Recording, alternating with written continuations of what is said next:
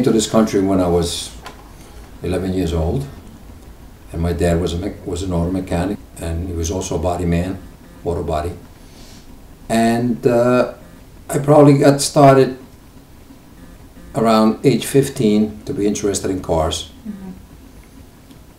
By the time I was 17, my dad opened up the auto repair shop. I was still in high school, and I would come after school and work in the shop because he had problems with the language. So I would come up and take care of the business end of it, ordering parts and talking to customers and making out bills and so forth. And that's how I got involved in the automobile business. The shop was here in Gothenburg, and wound up being there for 48 years. My dad retired in 1974, and that's when I took over the business. This is the only place I've ever worked.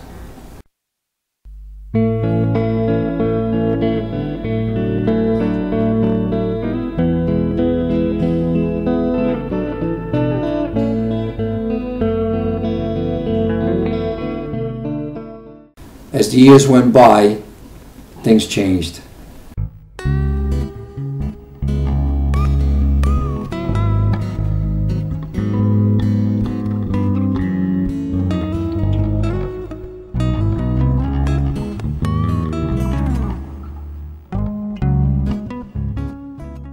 That was the biggest challenge, was keeping up with the new technology as the years went by.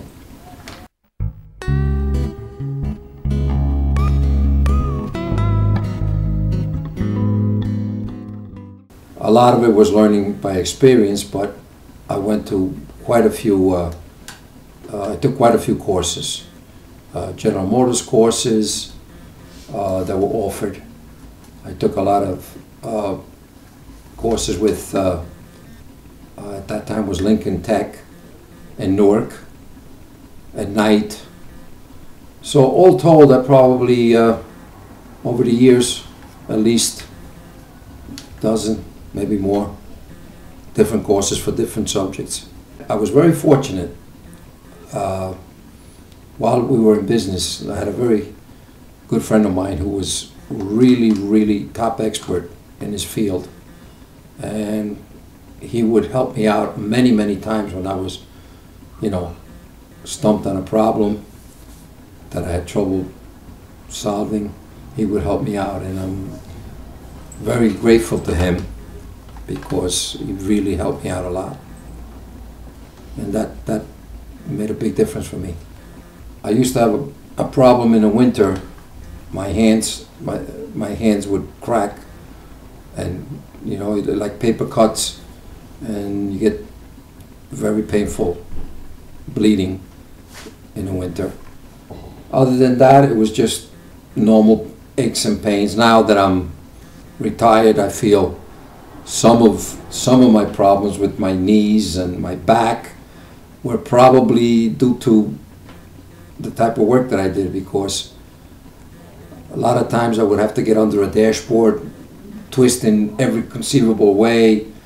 Over the years, you would always be leaning over a fender, so your back would take a beating, or you'd be laying under a car. So it does take a toll on your body. It does. I never really had a major injury, but of course countless of small injuries that happen to any mechanic in the field, really.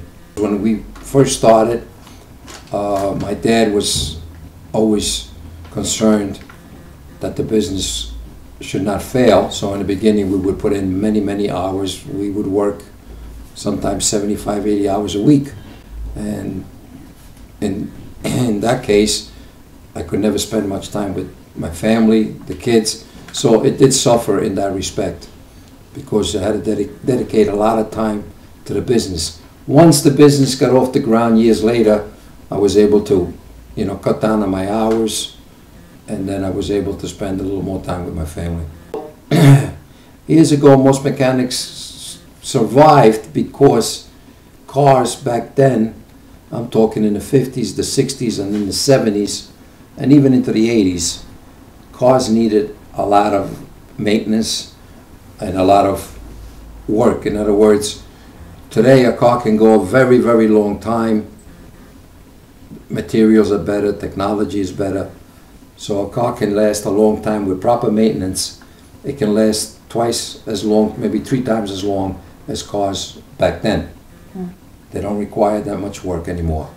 But again, they have to be maintained.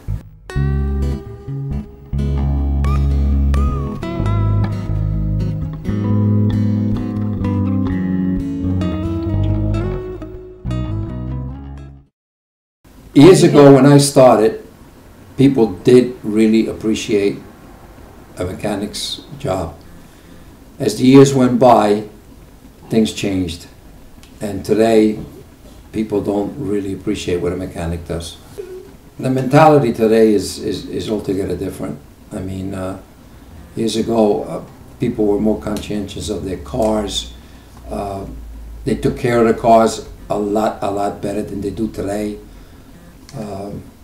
They knew something about cars. They knew how to take care of them, maintain them, when to take them into the mechanic for maintenance. Those things are all gone these days because people are always in a rush. They don't have the time. So a car doesn't get the maintenance that it should get. But on the other hand, cars today are so much better than they were years ago. So they can take quite a bit of, punishment, sort of. So the picture has definitely changed.